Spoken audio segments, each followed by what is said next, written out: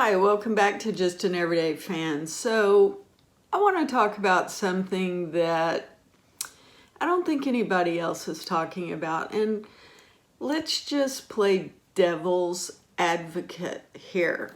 So I'm going to go back to the Fever's game against the Minnesota Lynx, their last game. It was difficult for me to watch. I actually turned it off, I believe, in the third quarter because I thought it was a farce. I thought Minnesota was throwing the game, that they were told to throw the game. When have you ever seen the starting lineup for the Minnesota Lynx come out and go 0 for 9 on threes? You haven't. Because it doesn't happen. You have Heidemann, which she's a bench, right? But she plays. She gets things going. You have Collier, which set out the game.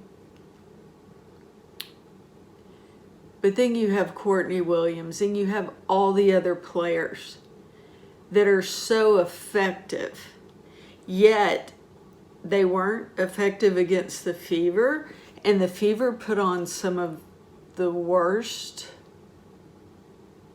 play I've seen, yet they won. So that's what started me thinking about this. Now, we're coming into the playoffs, first games, right? So Minnesota took out the Valkyries, huge loss, 101-72. They annihilated them, which you would expect them to do. The Fever lost to Atlanta, which you would expect them to do, because Atlanta has been up there in the top third or fourth place, sometimes second. So they've been playing very well. New York nudged out the Mercury, and of course Vegas annihilated Seattle. So now we get into round two. Now these are all going to be really crucial for Seattle, for the Fever, the Mercury, and the Valkyries, right? So if they don't win against their opponents in round two, it's a done deal. But what have we seen? Currently, last night, we saw what? We saw the Fever beating Atlanta 77-60. Now, I got to tell you, it was hard for me to watch that game. The first half was crap on both sides, just crap. You had Alicia Gray. You had players that are just completely solid at just sinking threes, doing layups. All of a sudden, they were missing them, overshooting the basket. They were doing all kinds of things that you don't see them do, but they did. And then it got me to thinking, these teams can't be out in the second round because there's more money to gain for the WNBA, right? Ticket sales, playoff ticket sales, merch sales, drinks, concessions, the playoff seats. But what I started noticing, probably 3/4 through the season, stadiums weren't selling out, and they may have been sold out, but they sold out at the first of the year because everyone thought Caitlin Clark was going to be playing. That's why they sold out. There's probably only one or two, maybe three exceptions to that. That would have been Minnesota, New York, and the Valkyries. if you look at all those games, you see empty seats. They may have been sold, but no one is showing up. Now, who shows up? America's team, their sweetheart team.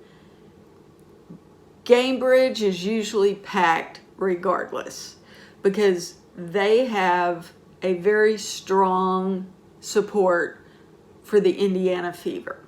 But they didn't last night. There were thousands of empty seats.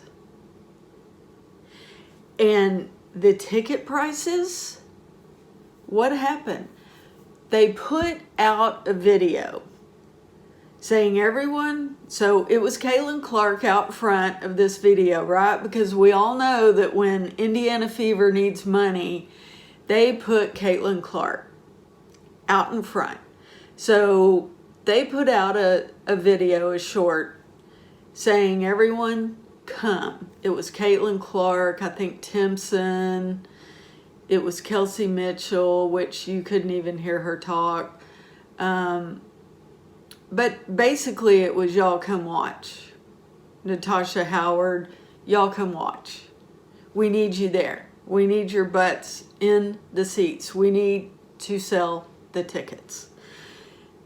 The ticket prices have gone from during regular season to probably $1,000 to $2,000, if not more, on the floor, courtside, to probably $70, $80 up in the other seats, $100, $120, $200, $300, just depending on when they thought Caitlin Clark was playing. Last night, they were $12. Tickets that were hundreds are now $12. Courtside seats were going from $200 to $300. And there were a lot of empty seats. Do you think the fans have come to the conclusion that this whole thing is fixed? Is it fixed because of the betting? Is it fixed because the WNBA wants to just bring in money, right? Playoffs, cash cow. Caitlin Clark, cash cow. Let's look at the season. So they're trying to recover, and it's hard. So now you have all of these teams that have somehow miraculously forced a game 3. How do you think that happens? Now, because I'm bringing this to light, they might place one sacrificial lamb. Who do you think that's going to be? I think it's going to be the Valkyries. The Valkyries have made a run. They've done well. They've done exceptionally well for what the expectations were. So I think the Valkyries, if they sacrifice anyone for a game 2 end, is going to be the sacrificial lamb, if you will. So they're playing tonight along with New York. So Minnesota plays the Valkyries tonight. Phoenix plays New York. And this is game 2. And depending on the winner, it will force either a game 3 or it will be over. And they will move to the next bracket. The winner will move. Now, here's why I think it's fixed. If you look at the gameplay, you look at how they're expected to play, how they've played all season, and then you watch what they're doing now. I'm sorry. I've seen high school basketball play better than this. You gotta wonder, was Alicia Gray so upset last night because of a fan? Did she already come out upset knowing they were going to be forced to take a loss? Take one for the team? because we have to keep this going and make it look good. But eventually we're going to go back to Atlanta and we're going to win this. Because that's kind of what's going to happen, right? So they needed to keep America's sweetheart team in the running because why? People watch. People come. People buy merchandise. That's my thought. Now, depending on what happens tonight, we'll see what goes. But I'm putting it out there to you. What do y'all think? Let me know in the comments down below. We've had quite the year. Everything from Kathy Engelberg to the referees being horrible, which that hasn't changed. It got a bit better, but not much. The targeting of Caitlin Clark and other players, the amount of injuries that all the teams have suffered this year, and just them not taking into account certain players, what they were doing, and not ejecting them from the game or suspending them. It took them all season to suspend Angel Reese. That shouldn't have happened with her, in my opinion, with some of her, we'll just say, antics on the court. Now, we'll see if all these teams are going to force a third game. Or will there be a sacrificial lamb? And who will it be? Let me know in the comments down below. As always, thank you for supporting this channel. And I'll see you on the next one.